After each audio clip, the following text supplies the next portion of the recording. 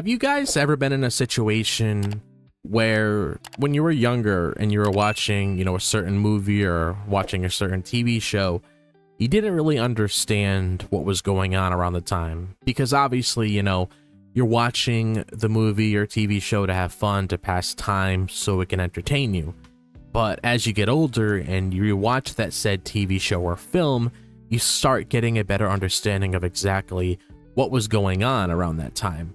That's how I felt about Pokemon 3, because when I was a kid, like I said, I didn't really understand what the story was in full. Now, as I got older, I started to understand how emotional Pokemon 3 really was. Like, it really hit me a different way after rewatching this film again to get a better understanding of everything that went on within this film itself. And that's exactly what we're going to be talking about today within this video. We're going to be talking about how emotional Pokemon 3 was. So I really do hope you guys enjoy this video, because it's been fun going back to just rewatch a lot of these Pokemon movies that I watched when I was a little kid. So it should be fun just getting in depth and talking about Pokemon 3. And with that in mind, let's just dive straight into this conversation. So when I rewatched Pokemon 3, I was really struck by how much Molly's grief and loneliness drive the entire story. She's a young girl who's lost both her parents when it comes to her mother disappearing years ago under mysterious circumstances, and her father Spencer, who ends up vanishing at the start of the movie while researching the unknown in some ancient ruins. That kind of loss is heartbreaking for anyone, but for a child like Molly, it's overwhelming, and the movie centers on her pain, and that's what sets everything in motion. Molly, she lives in this huge, beautiful mansion in Greenfield, surrounded by memories of happier times with her family, but it feels so empty without them. The unknown, these mysterious Pokemon, tap into longing for her parents and create a dream world where she can have her mom and dad again, but it's all an illusion. And when I was younger, I didn't fully understand how sad it is that she's clinging to this fantasy because she can't face reality. Now, as an adult, I see how the movie captures her deep need for love and connection in such a tender way. What makes this so emotional as well is how the film shows Molly's grief in subtle, quiet moments. She's not crying dramatically or shouting about her pain. Instead, you see it in the way she talks to the illusory Entei as that void in her heart. And I found myself really connecting with her, remembering times when I felt alone or wished for something I couldn't have. The movie handles her emotions with so much care, and it's what makes her story the heart of this film. Looking back, I realize how powerful it is that Pokemon 3 doesn't shy away from showing a child's grief. Molly's loneliness isn't just a plot point, it's the emotional core that makes everything else matter. It's a reminder that even in the worlds of Pokemon battles and adventures, the human feelings of loss and longing can take center stage. This aspect of the movie hit me so much harder now than it did when I was a kid, and it's one of the reasons I find it so moving. Another thing that really stood out to me in Pokemon 3 is Ash Ketchum's determination to save Molly. Because as a kid, I always saw Ash as this confident Pokemon trainer, but rewatching the movie, I was amazed by how his actions show such selfless courage.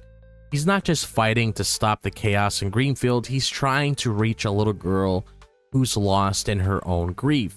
That kind of heroism feels so genuine and really touched me.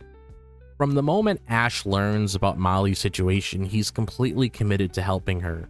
He climbs this massive crystal tower created by the unknown, faces off against Entei, who's acting as Molly's protector, and ends up putting himself in danger to get through to her. There's a moment where he's pleading with Molly to return to reality. You can hear how much he cares in his voice, and as a kid, I didn't notice how much Ash is driven by empathy, but now it really moves me to see his determination. And what makes this so emotional as well is how Ash never gives up, even when the odds seem impossible. He's up against the unknown's strange reality-altering powers and Entei's incredible strength, but he keeps pushing forward because he knows Molly needs somebody to reach her. It's not about winning a badge or being the best trainer in the world, it's about helping somebody who's hurting. And I found myself really admiring Ash's heart because he's just a kid himself, yet he's so willing to risk everything for someone else. Rewatching this, I realized Ash's courage is a big part of why Pokemon 3 feels so emotional. His determination to save Molly shows what it means to care for someone, even a stranger. It makes me think about the people in my own life who's been there for me when I needed them and how much that kind of selflessness matters.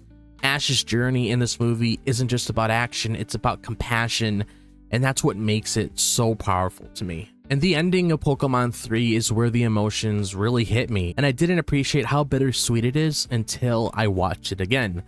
The resolution with Molly choosing to let go of her dream world and Entei's sacrifice is such a powerful moment, and as a kid I was just happy that things worked out. But now I see how much depth and feeling are packed into these final scenes. It's not a simple happy ending, it's complex. It left me feeling both hopeful and a little sad. When Molly decides to let go of the illusion the unknown created, it's such a mature moment for her. She's choosing to face reality, even though it means accepting her loneliness and the loss of her parents' presence. That's a huge step forward for a young girl, and the way the movie shows her quiet strength as she makes that choice is so moving. I felt a lump in my throat watching her say goodbye to the world she wanted so badly because it's like she's taking her first steps towards healing. Then there's Entei, who's been this strong protective figure for Molly, acting as her quote-unquote papa in the movie because that's what she needed. In the end, he helps her see the truth and sacrifices himself to stop the unknown's chaos, fading away as the crystal world collapses.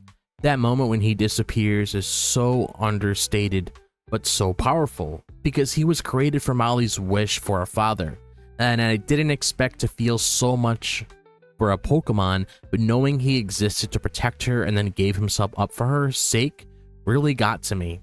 What makes the ending so emotional as well is how it balances hope and loss. Molly is reunited with her dad and she's ready to move forward, but she's also letting go of the comfort of her dream and Entei's presence. Rewatching this, I was struck by how Pokemon 3 doesn't shy away from those mixed emotions.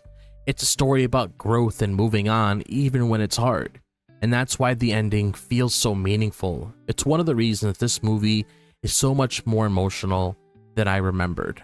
And that's one of the many reasons why I love going back and rewatching a lot of these things that I grew up with as a kid, because it really hits you a different way. And honestly, Pokemon 3, I loved the movie growing up as a kid, don't get me wrong. I always thought Entei was cool and just everything that I saw in this film, but now as an adult, honestly, it might be one of my favorite Pokemon movies out there. It's definitely in my top 3 when it comes to my favorite Pokemon films in the franchise. And I just loved the powerful message that came with this film. I just really loved what they did with the story that really made you connect with the characters, and that's something I can really appreciate. It made me feel like I was on this journey with Ash as well, saving Molly and just going through everything from beginning to end, and that's something that I can really appreciate with this movie. Other than that, that's honestly all I have to say about Pokemon 3. So I'm very curious to hear how you guys feel about this film. Do you like it? Do you dislike it? Do you guys have anything you want to say about Pokemon 3? Be sure to let me know all your thoughts surrounding this film in the comment section down below. And if you guys enjoyed this video, as always, be sure to like and subscribe. I would really appreciate it. If you guys want to follow me on my social media and see what I do outside of YouTube, be sure to follow me on my X, Instagram, TikTok, and Facebook. All the links to my social media is located in the description below, so make sure to follow me on there. Also, I happen to have a Discord server, and if you guys are interested in joining my server to talk more about video games, horror, cartoons, TV shows, and movies just like this one, be sure to click on the link. It is pinned in the comment section down below. It will automatically direct you to the server, so if you're interested, be sure to join. I would love to have you guys on there. Other than that, be sure to click on that bell for notifications so you guys are notified whenever a new video just like this one drops on the channel. I hope all of you guys are having a fantastic day, wherever the day may be, if it's the daytime, the nighttime, or the evening. And I'll see you guys in the next video. As always, peace out.